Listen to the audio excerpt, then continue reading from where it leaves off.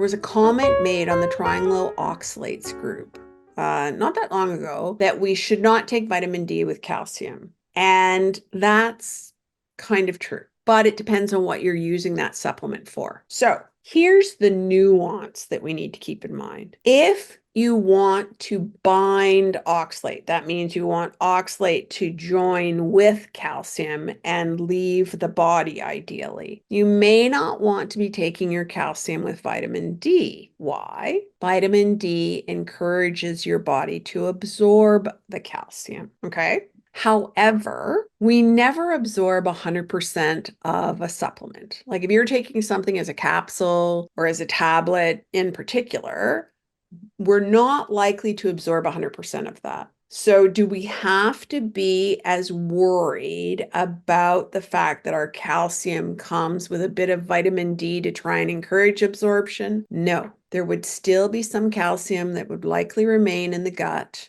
and which would be available to bind with oxalate that might be in the meal, okay? The reason that we might want to bind some oxalate is this whole business of absorption, because free oxalate, so oxalate is an ion in the gut, more easily going to be absorbed into the system. And again, calcium and oxalate bound together makes a molecule that's insoluble, and its insolubility means we're less likely to absorb it. There is research that shows we can absorb some of it, but we absorb it at a lower rate than freely available oxalate. So what we're trying to do is nuance a little bit how much oxalate's going into our bodies, even if it's present in a meal. And the most likely place I am to use this is to have maybe a special cheat, like an exquisite single milk chocolate truffle with a cup of coffee or a wonderful espresso with my husband as a date. So in that situation, I might consume a calcium supplement as I'm just ready to start to eat this lovely little truffle to try and bind some of the oxalate so I'm not absorbing the entire amount. Just protect myself a little bit while I'm also trying to limit what I would get because the serving size is small and I'm doing milk chocolate instead of dark chocolate. And so